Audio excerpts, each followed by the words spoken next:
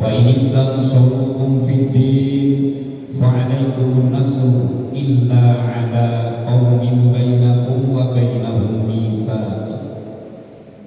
Wallahu bima ta'maluna basir.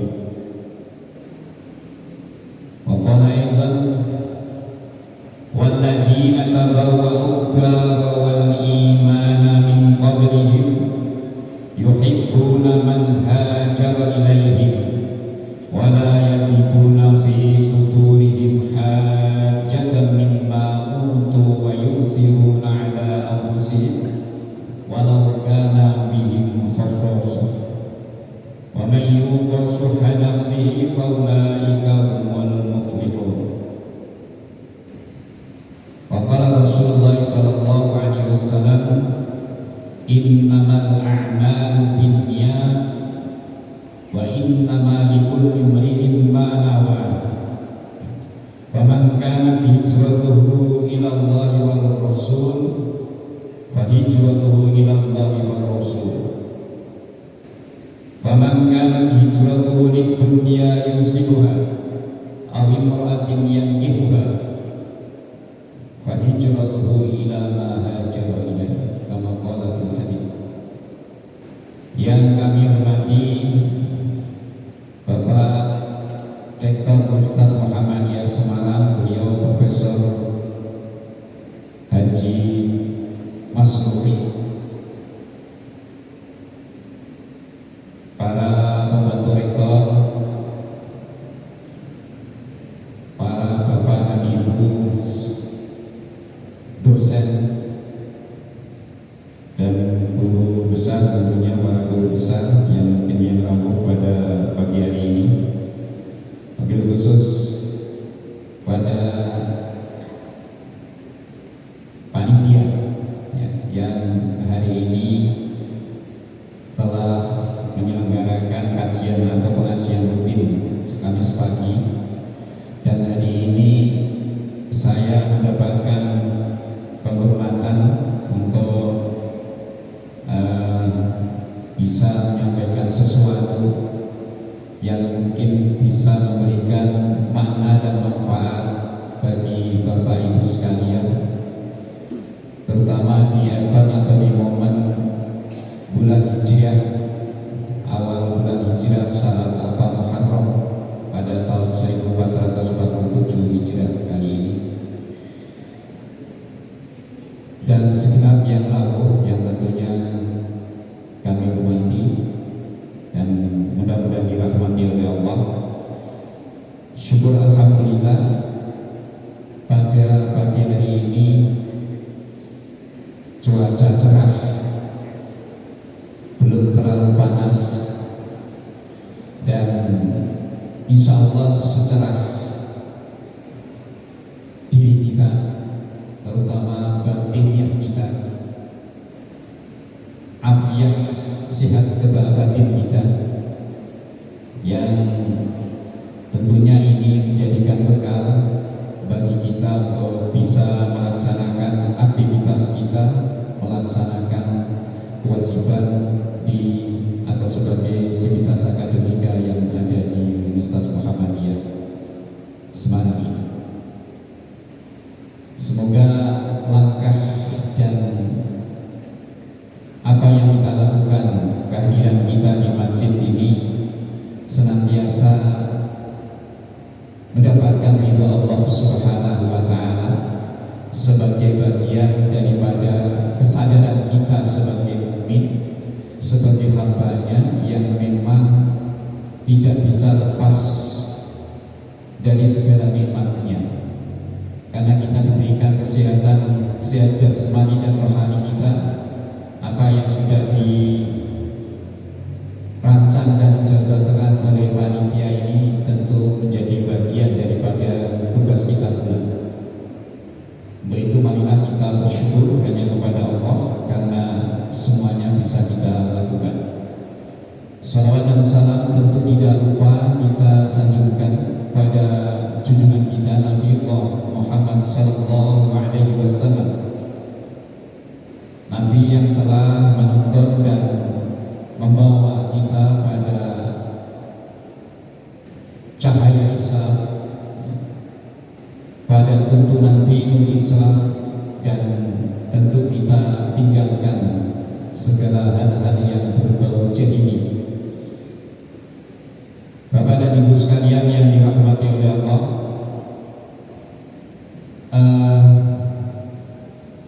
saya merasa di tengah-tengah Bapak Ibu ini kayak dilepas oleh Pak Dr. Wasono ke tengah lautan, di tengah-tengah komunitas para pemikir, para ilmuwan ya, yang ada di Unimus ini. Saya suruh bicara, maka saya merasa bahwa saya dilepas untuk berenang di tengah lautan yang luas. Mudah-mudahan saja saya tidak tenggelam gitu aja. Jadi saya bisa berenang dengan baik dan mungkin bisa memberikan sedikit manfaat dari apa yang akan kami sampaikan pada hari ini. Bapak Ibu sekalian yang dirahmati oleh Allah, seperti yang saya sampaikan pada lewat Pak Ali Imran selaku yang narasumber kepada saya beberapa waktu yang lalu. Tema kali ini karena saya diminta, maka ya sasakarepku temanya gitu ya. Nah, karena ini momennya momen hijriah, maka saya pun juga akan menyesuaikan dengan momen ini. Maka mungkin yang ada di flyer itu sudah bisa dibaca.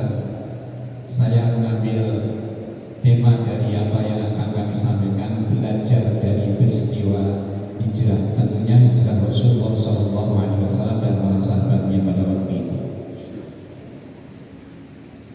Ini yang mungkin akan kami sampaikan, barangkali nanti senior-senior kami, terutama senior dalam hal ilmu agama terutama, kalau toh apa yang kami sampaikan ini nanti ada yang salah dan mungkin meleset, mohon nanti bisa diluruskan, karena kita sama-sama di sini adalah majelis ilmu tentunya, apalagi ini di Universitas Muhammadiyah Semarang. Bapak Ibu sekalian yang dirahmati oleh Allah, peristiwa hijriah ini kita langsung masuk materinya. Jadi peristiwa hijriah ini memang peristiwa yang tidak lekang dan tidak akan lapuk dari perjalanan hidup kehidupan, terutama kehidupan umat manusia yang muslim dan mukmin. Karena peristiwa hijriah ini yang merupakan suatu peristiwa yang heroik. Jadi Bapak dan Ibu sekalian juga sudah sering membaca bagaimana perjalanan Rasulullah SAW beserta seluruh pemeluknya waktu itu, ya, yang terjadi pada, menurut catatan sejarah, itu dimulai hijrah itu mulai dari tahun 611 Masehi itu sudah mulai hijrah. Tapi Rasulullah hijrahnya itu pada tahun 622 Masehi. Jadi ada jarak sekitar 11 tahun proses hijrah. Jadi tidak sekonyong-konyong kayak orang urbanisasi Pak, berangkat bareng-bareng, tidak. Jadi hijrah ini memang bertahap. Karena apa? Memang peristiwa hijrah ini peristiwa yang taruhan antara hidup dan mati. Karena apa? Intimidasi yang dilakukan oleh orang-orang kafir Quraisy begitu dahsyat dan selalu terus menekan dari hari ke hari.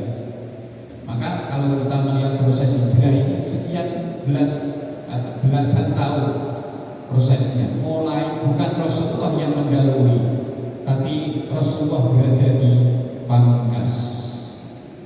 Walaupun nanti mungkin ada pihak-pihak atau umat atau pemeluk yang lain yang menyusul Rasulullah SAW.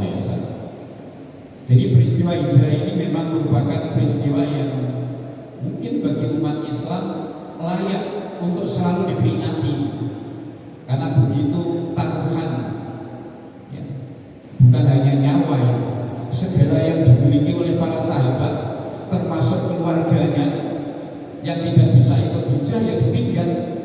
Kampung halamannya, sahabatnya juga ditinggal. Karena apa? Karena dari hari ke hari Rasulullah merasakan betul ancaman, intimidasi, teror yang dilakukan oleh orang-orang kafir Quraisy kepada pemeluk-pemeluk Islam pada waktu itu yang kiranya masih belum seberapa jumlahnya. Ya. Jadi Bapak Ibu sekalian, terutama hijrah ke Madinah, jarak Madinah dengan Mekah itu Bapak Ibu yang haji itu sudah tahu. Kalau diantar bis dari Mekah menuju Madinah atau Madinah ke Mekah itu berapa jam? Kalau mil-milannya itu 200 mil. Kalau kilometernya 320 kilometer. Kalau teknologi sekarang Pak cepat, naik bis apalagi bis Arab itu yang jalannya cepat gitu ya, karena jalannya mulus, jalannya luas. Ya. Maka akan lebih cepat. Tapi kita bisa membayangkan waktu itu belum ada teknologi yang secepat yang secanggih ini. Maka Rasulullah SAW ketika proses hijrahnya itu kan pakai strategi dan ya kalau bahasa saya ya termasuk Rasulullah membuat kamuflase gitu, membuat penyamaran. Sampai-sampai ketika Rasulullah malam itu mau melaksanakan berangkat hijrah didampingi oleh sahabat setianya, yaitu orang laki-laki yang paling awal memeluk Islam, membenarkan Rasulullah SAW, yaitu Abu Bakar As-Siddiq yang sekaligus mertuanya, calon mertuanya, kan gitu. Ya. Ini ketika Rasulullah keluar dari rumahnya, Rasulullah sampai menyuruh Ali bin Abi Thalib agar menggantikan posisinya Rasulullah di tempat tidurnya, kan gitu. Karena apa? Rasulullah sudah dikerubut atau dikepung oleh al-Bucu kafir Quraisy yang memang dia tertarik dengan imbalan. Lagi-lagi itu kalau sudah yang namanya materi, ya, bunuh pun jarang kan gitu. Kalau sudah urusan materi, orang sudah terbius oleh yang namanya ketertarikan kepada material. Jangankan menyakiti, membunuh pun tega. Maka al-Bucu kafir Quraisy waktu itu sudah menghukum rumah Rasulullah SAW. Ingin apa? Ingin mendapatkan hadiah 100 onta. Jadi rumah Rasulullah itu sudah diintai oleh para bodyguard kafir Quraisy waktu itu. Maka Rasulullah SAW memerintahkan Ali agar menempati tidurnya Rasulullah dan berselimut dengan selimutnya Rasulullah SAW. Kemudian Ali keluar rumah yang sudah ditunggu sahabatnya Abu Bakar As-Siddiq. Bapak Ibu sekalian, tentunya kamuflase Rasulullah ini tidak lepas dari kuasa dan bantuan Allah. Kenapa Rasulullah keluar kok yang tidak diketahui gitu Pak? Keluar rumah kan lewat pintu, orang lewat bolongan, tidak lewat lubang kecil, tapi mesti lewat pintu. Tapi kenapa Rasulullah tidak dilihat oleh mereka yang sudah mengetuk itu? Ini Allah yang memberikan kuasa dan menunjukkan kuasanya. Bapak Ibu, kenapa Rasulullah itu harus, ini yang harus kita perhatikan juga. Rasulullah itu kan kekasih Allah, ya Bapak Ibu. Rasulullah itu kan Khalilullah, kekasih Allah. Seandainya Rasulullah itu orang usah repot-repot hijrah meninggalkan kampung halaman menuju ke Madinah yang atau Yasrib waktu itu, yang jaraknya cukup jauh kalau ditempuh dengan perjalanan. Seandainya Rasulullah itu kekasih Allah itu hanya menengadahkan tangannya, ya Allah, bunuhlah atau matikanlah semua orang-orang kafir Quraisy yang menentang dan menghalang-halangi dakwah menuju agamamu ya Allah. Kalau Rasulullah berdoa seperti itu, kira-kira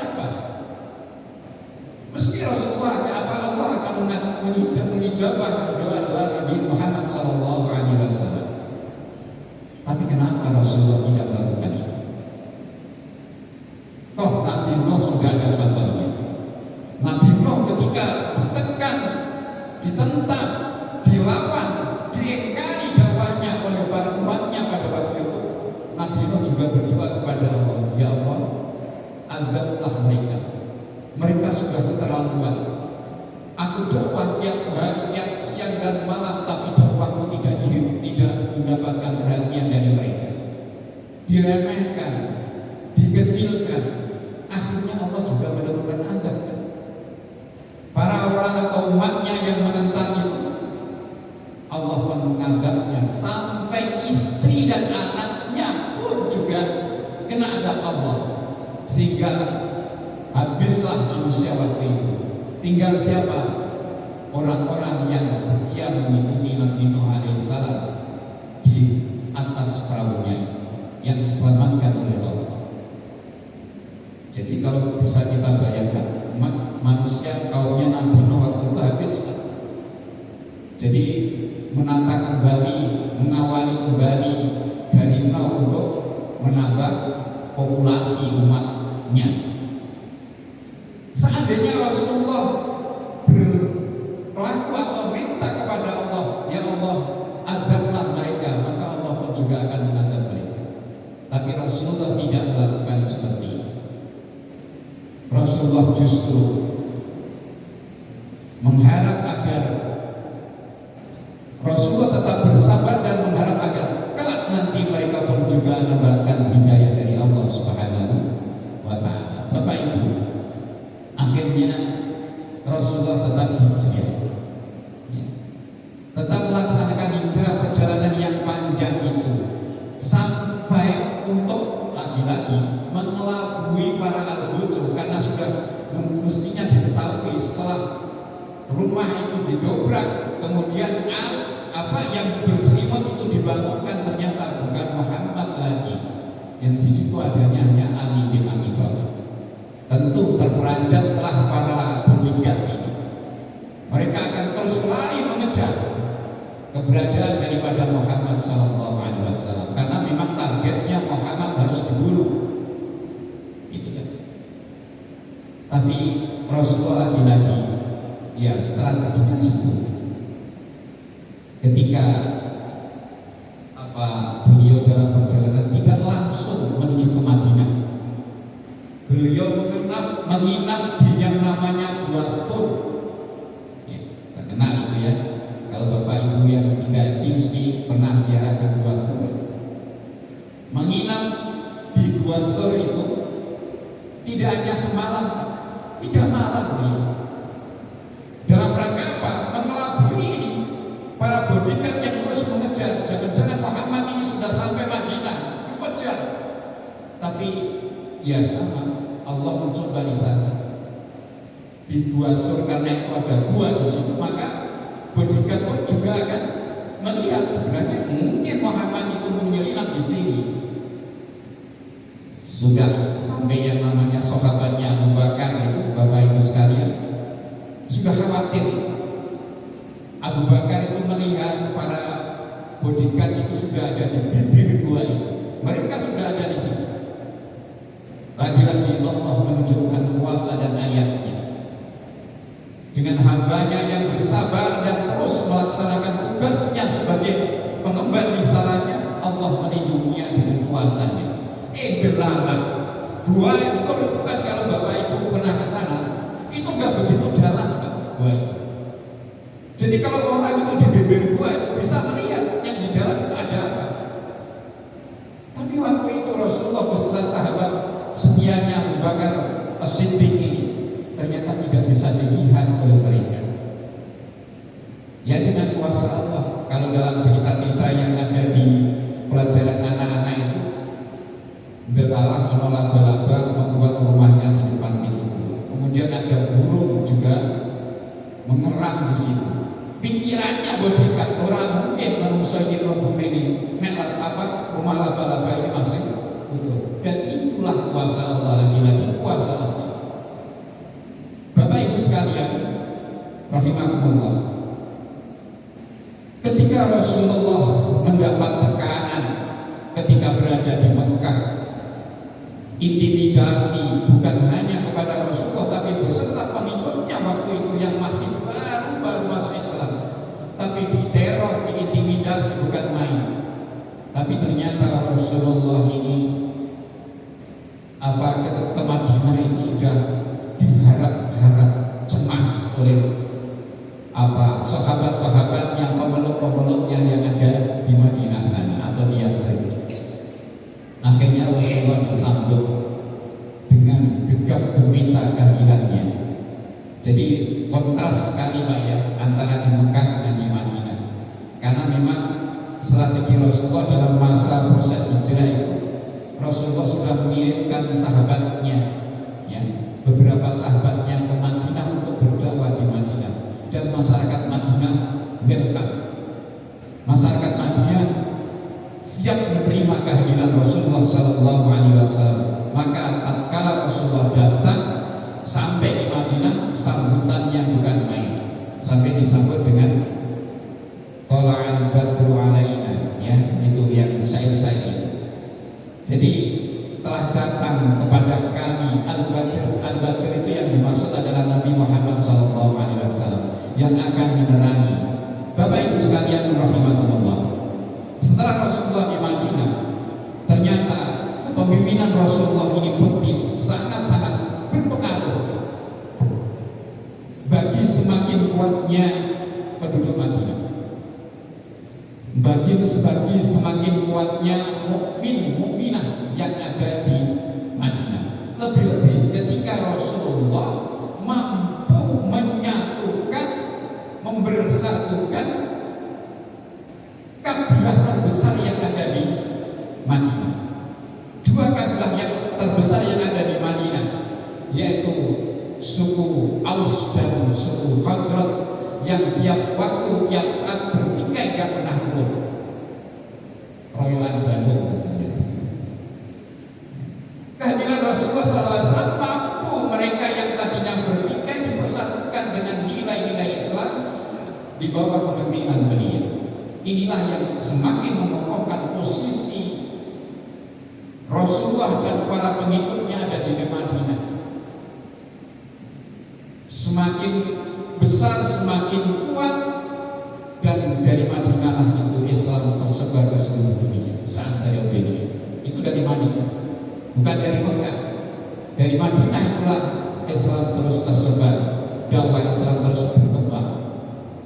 Bapak Ibu sekalian rahimakumullah, maka dari peristiwa ini tentunya ada pihak-pihak yang berperan. Tidak hanya Allah saja, memang Allah tetap berperan. Jadi sekali lagi, kalau tadi Rasulullah umpama berdoa, ya Allah hancurkan saja mereka, hancur. Tapi Rasulullah ternyata prospektif. Apa? Tidak mungkin aku minta agar umatku dihancurkan. Karena apa? Ini aset ke depan. Maka Rasulullah tidak pernah berdoa kepada untuk umatnya yang mencelakakan, tidak pernah. Pernah sekali dalam qunut nazilah ya, ketika utusan muslim kemudian dibantai ataupun dicelakai di sana, baru Rasulullah qunut nazilah yang isinya di situ Rasulullah berdoa agar orang yang mencelakai sahabat utusannya itu dilaknat. Rasulullah pun langsung ditegur oleh Allah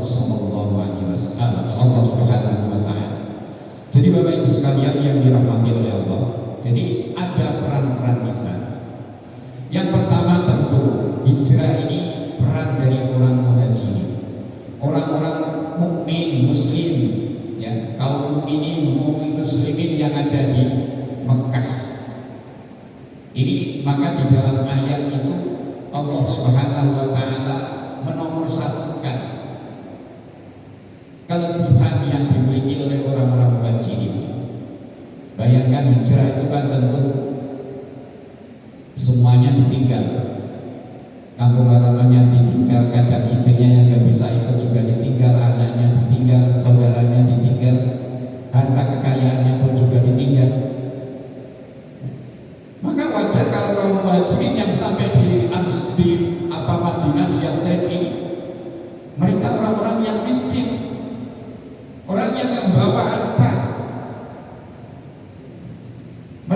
miskin, maka wajar kalau kaum Ansor yang menerima dengan tangan terbuka. Mereka rela apa yang dimiliki itu depan, minta kepada Rasulullah, ya Rasulullah, aku punya sebidang tanah ya Rasul. Tanah itu separuh kami peruntukkan untuk saudara-saudaraku kaum Muhajirin dan separuh untuk aku. Terkenal Pak dalam cerita ini yang namanya Abdurrahman bin Auf. Ini juga mereka juga seperti itu. Tapi apa kata Rasulullah? Jangan, tanah tetap milikmu, tapi berikanlah jalan dia untuk bisa mencari rezeki. Tunjukkan masa. Ini yang dilakukan. Jadi antara Ansor dan Muhajirin itu sama-sama menghargai. Di bawah panji-panji Islam, akidah Islam, mereka bisa saling menghargai padahal tadinya tidak kenal. Tapi di bawah perkenalan lewat agama Islam, mereka melebihi saudara sekali. Ini yang terjadi pada waktu itu. Ya. Jadi umpamane awal dewe itu ditawari, lah memang dalam kondisi gak punya apa-apa. Kalau ditawari udah, ini kebun saya ini untuk kamu kelola, apa hasilnya untuk kamu, itu mungkin kita juga kemerket itu apa ya? Ya langsung diterima. Tapi pada waktu itu kaum Muhajirin tidak mau. Rasulullah pun mengajari seperti itu. Jangan, tunjukkan saja sumber mata pencaharian di sana. Bapak Ibu sekalian, maka di dalam salah satu ayat yang saya bacakan tadi, Allah mengatakan, walladzina tabawwa'ud dara wal iman, dan orang-orang yang sudah mendahului bertempat di Madinah dengan bekal keimanan, min qablihim, sebelum orang-orang Muhajirin itu datang ke Madinah, yuhibbuna man hajara ilaihim, mereka mencintai orang yang berhijrah itu. Yuhibbuna man hajara ilaihim wa la yajiduna fi sudurihim hajatan mimma utu. Ya. Jadi orang-orang Ansor itu tidak ada dalam hati kecilnya keinginan setelah dia membantu saudaranya Muhajirin itu ada keinginan-keinginan tertentu, enggak sama sekali. Apa yang diberikan oleh kaum Ansor kepada Muhajirin itu sama sekali mereka kaum Ansor tidak ada tendensi apa. Ini Pak, coba ini kita perhatikan, kita renungkan betapa Islam itu ketika sudah menyadarkan seseorang, menyadarkan suatu kaum, ternyata apapun rela dilakukan untuk saudaranya. Maka kalau kita di Indonesia kaum muslimin ini sekarang ini sangat perhatian dengan saudara kita yang ada di Palestina, ya memang harus seperti itu. Itulah Islam, itulah yang diajarkan oleh Rasulullah, itulah yang diajarkan oleh Rasulullah dalam semangat berhijrah ini, sebagaimana dicontohkan kaum Muhajirin dan antara kaum Muhajirin dengan kaum Ansor. Ini yang harus kita pegangi Bapak Ibu sekalian. Maka dalam ayat tadi dikatakan apa yang telah diberikan sama sekali tidak ada tendensi apapun. Wa yusiruna ala anfusihim, bahkan mereka orang-orang Ansor mendahulukan saudaranya dari kaum Muhajirin ini daripada dirinya. Walau kana bihim khasasah, meskipun orang-orang Ansor sendiri kadang-kadang juga dalam kondisi sulit, tapi dia rela mendahulukan saudaranya dari Muhajirin daripada dirinya sendiri. Ini yang karakter yang dimiliki oleh orang-orang Ansor yang telah mendapat sinar Islam dan cahaya Islam. Maka akhir ayat mengatakan wa may yuqasuha nafsi fa ulaika humul muflihun.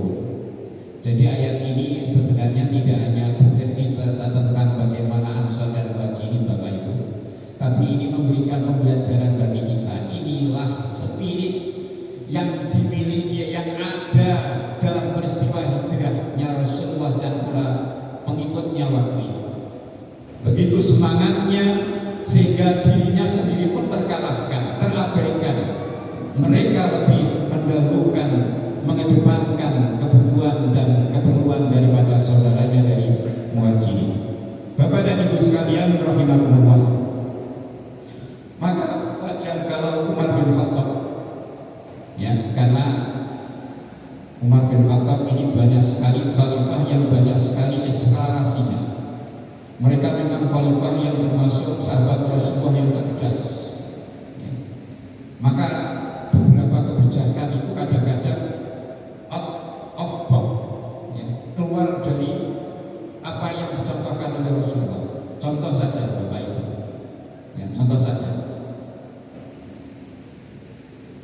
Ketika ada pencuri, seorang pencuri, kalau menurut Al-Quran dan contoh Rasulullah, itu kan mencuri potong tangan kan. Tapi Umar bin Khattab ternyata tidak. Dan inilah yang sekarang itu jarang digunakan oleh para hakim. Para hakim itu hanya juridisentris, tapi yang namanya etika, perasaan nurani, hati nurani ini tidak digunakan. Yang saya tahu, ya, saya ikut-ikutan di dalam mesosnya Pak Jumai. Ya. Jadi pada masa Umar bin Khattab itu sudah menggunakan, Pak, bukan hanya juridisentris, tapi dia juga menggunakan akal nurani, hati nurani. Apa yang terjadi? Untuk mengadili pencuri ini, Rasulullah Umar bin Khattab tidak langsung memotong tangannya, tapi justru ditanya, wahai kisanak, kenapa kau mencuri? Jadi hakim yang sekarang kan nggak ada itu, Pak, ya. Pokoknya bukti real dia mencuri, ada buktinya, bukti realnya, ya sudah, pasalnya ini kan itu langsung main pasal kan. Tapi Umar bin Khattab memberikan contoh yang indah. Dan akhirnya apa? Pencuri ini pun juga sadar selama hidupnya tidak mencuri lagi, karena kebijakan daripada ketetapan hukum yang diberikan oleh Umar bin Khattab kepadanya. Setelah ditanya, kenapa kau mencuri? Ternyata, ya, saya mencuri karena terpaksa. Sudah beberapa hari saya, anak saya, istri saya tidak makan, mereka kelaparan. Maka sementara tetangga-tetangga saya, para ahlinya, para kayawan, para hartawan, itu gak peduli lagi dengan kami. Mereka punya dirham, punya dinar, tapi tidak pernah memperhatikan kami. Maka terpaksa mencuri. Umar pun tidak sebatas itu, Pak. Umar tidak langsung percaya dengan pengakuan pencuri. Umar pun terus menerus menyelidik, benar nggak pengakuan si pencuri ini. Ternyata betul, si pencuri itu di tengah-tengah kerumunan masyarakatnya, dialah memang orang yang miskin, yang makan tidak mesti bisa. Akhirnya apa? Dibebaskan, dan Umar memberikan, mengangkut material-material yang ada di Baitul Mal itu diberikan kepada Bapak Ibu sekalian rahimakumullah. Umar bin Khattab memang terkenal sahabat yang cerdas. Maka ketika peristiwa hijrah ini pun dijadikan dasar oleh beliau untuk menyusun penanggalan Islam, yaitu penanggalan Hijriah. Ini pada masa Umar bin Khattab. Yang waktu itu memang umat Islam belum punya kalender, sementara umat yang lain sudah punya kalender Masehi, yang kita sendiri sekarang lebih hafal daripada kalender Hijrah. Kira-kira Bapak Ibu saya tanya, hari ini bulan apa? Hijrah. Tanggal berapa? Mesti apa tanggal berapa sekarang? Artinya apa? Kita ini lebih familiar dengan tanggal atau penanggalan miladiah. Karena apa? Ya memang sebelum Islam punya penanggalan hijrah, yang sudah ada itu penanggalan Masihiyah. Maka yang kita hafal sekarang waktu gajian ya orang bulan Muharram yang dihitung, tapi waktu gajian bulan Juli yang dihitung. Ya, ini artinya apa ya, kita selama ini familiar dengan itu. Ya, Bapak Ibu sekalian, dengan peringatan hijrah ini kita juga diberikan peringatan, ya, diberikan satu pengingatan oleh Umar bin Khattab bahwa sejak itu Umar bin Khattab menyusun yang namanya penanggalan hijrah. Dimulai dari mana? Dimulai dari peristiwa hijrahnya Rasulullah Shallallahu Alaihi Wasallam. Jadi bulan hijrah atau penanggalan hijrah itu yang sekarang dikembangkan oleh Muhammadiyah kita, persyarikatan kita sekarang sudah launchingkan baru kembali dengan KHGT, kalender hijrah global tunggal.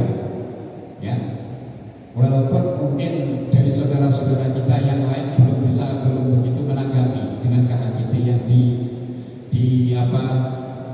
lakukan oleh persyarikatan Muhammadiyah.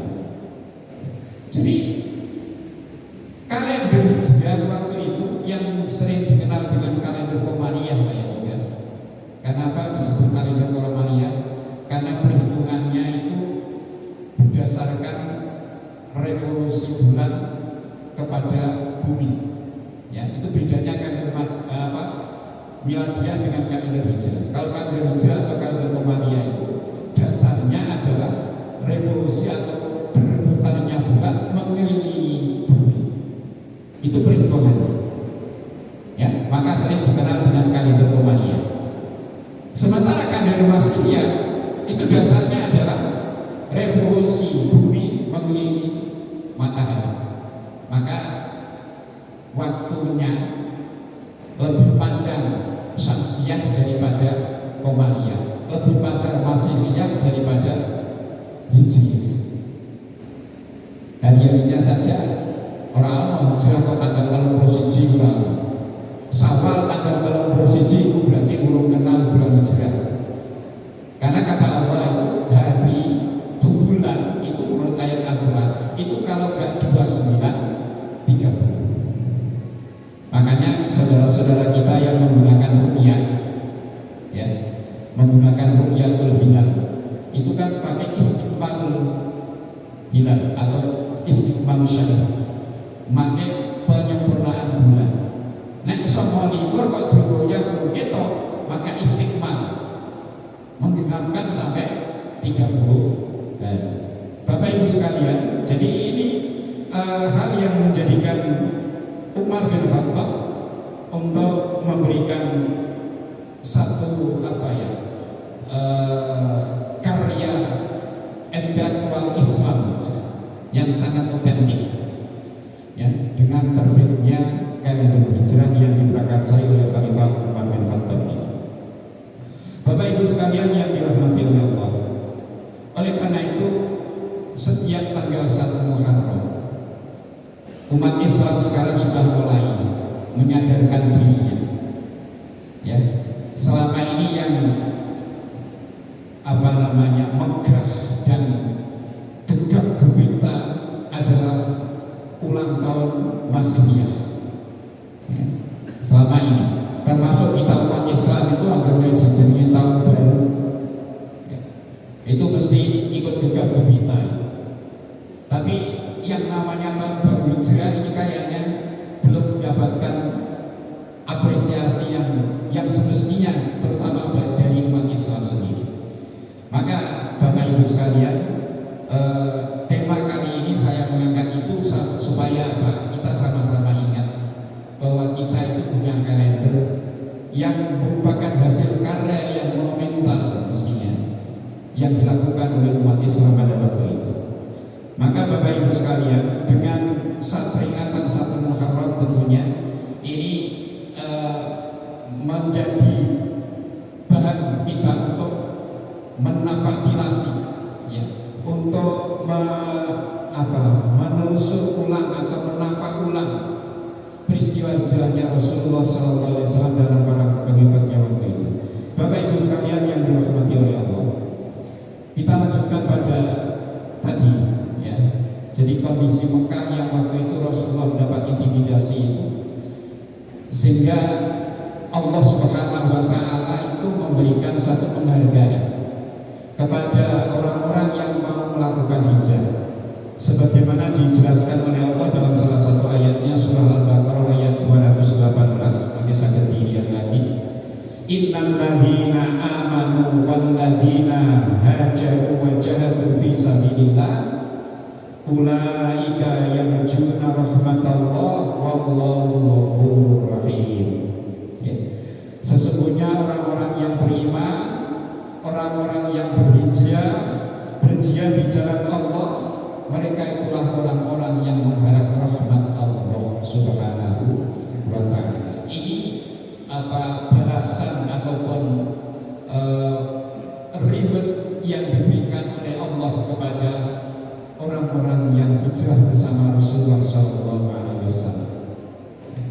Jadi jaminannya apa hijrah itu? Karena begitu taruhannya yang diberikan oleh orang-orang yang dilakukan oleh orang-orang yang berhijrah termasuk Rasulullah SAW, taruhannya adalah taruhan hidup dan mati.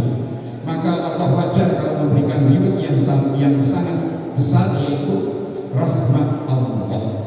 Ya. Jadi kalau orang sudah mendapat rahmat Allah ini, ya tentunya, ya kalau dalam bahasa atasnya itu, matanya itu mata Allah, tangannya tangan Allah, kakinya kaki Allah. Artinya apa? Ketika orang sudah dikasih oleh Allah, maka wajar kalau orang-orang dulu ngerti sadurunge minarah. Ya, ada bahasa Jawa ngerti sadurunge minarah itu. Ini Pak Jumain mesti paling kenal gitu. Itu karena apa? Karena kesolehan, karena rahmat Allah. Kenapa Rasulullah itu tahu bahwa dia itu diancam untuk dibunuh, sehingga Rasulullah harus meninggalkan Mekah? Itu karena Allah memberikan. Mata Allah ada pada Rasulullah, tangan Allah ada pada Rasulullah, kaki Allah ada pada Rasulullah SAW, sehingga menggerakkan, mendorong beliau untuk bagaimana mengajak pengikutnya untuk meninggalkan Makkah. Bapak Ibu sekalian yang dirahmati oleh Allah, tapi setelah apa yang dilakukan oleh Rasulullah SAW itu ternyata menghasilkan hasil yang sangat-sangat manis, sangat-sangat dahsyat. Ya. Jadi kedatangan Rasulullah sudah diharap-harap oleh kaum Ansor, ya, beserta pengikutnya. Kemudian di sana Rasulullah membangun sebuah peradaban baru, yaitu peradaban Islam. Maka kalau Pak Jumaiyah, kalau saya mengatakan pemerintahan Islam yang pertama kali dan itu menjadi prototipe pemerintahan Islam, ya masa Rasulullah membangun pemerintahan di Madinah. Sehingga wajar kalau sampai disebut Madinah itu Madinatul Nabi atau Madinatul Munawwarah. Madinatul Nabi itu berarti kotanya Nabi. Madinatul Munawwarah berarti kota yang mencerahkan, yang menyinari kehidupan. Maka ketika dibangun Madinah ini atas dasar asas-asas Islam, nilai-nilai Islam, maka wajar Madinah maju. Mestinya ini juga menjadi acuan, referensi bagi umat Islam sekarang bagaimana mewujudkan, kalau toh memang bukan negara Islam tapi masyarakat Islam yang kita bangun, yang sekarang memang dicita-citakan oleh Masyarakat Muhammadiyah, terbentuknya masyarakat Islam yang sebenar-benarnya. Ini mestinya yang merujuknya kepada apa yang sudah dicontohkan oleh Rasulullah ketika membangun Madinah. Bapak Ibu sekalian yang dirahmati oleh Allah, maka ketika memahami keberhasilan dakwah Rasulullah setelah hijrah atau diawali dengan hijrah ini, Bapak Ibu, maka kita punya satu pendapat bahwa sing jenenge hijrah itu bukan hanya sekedar pindah tempat satu ke tempat yang lain. Bahkan Rasulullah SAW dalam satu hadisnya itu dikatakan, la hijrata ba'dal fathi. Jadi setelah Makkah itu ditakluk